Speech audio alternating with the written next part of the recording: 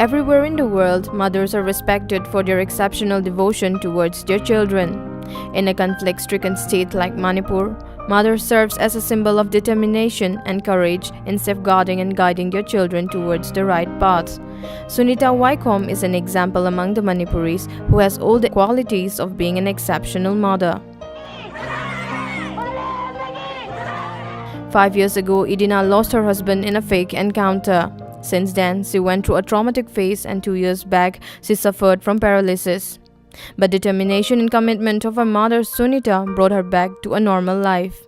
Now, she is raising her 2 children by running a shop. The hardships that Sunita went through has now become a symbol of a mother's love for her children.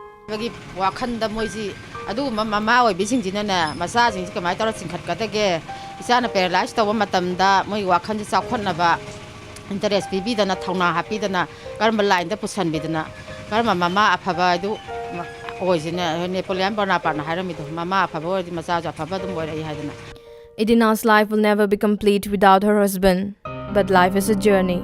The motivation and optimism of her mother has taught the young woman to hold herself together and become a loving mother of her 2 children.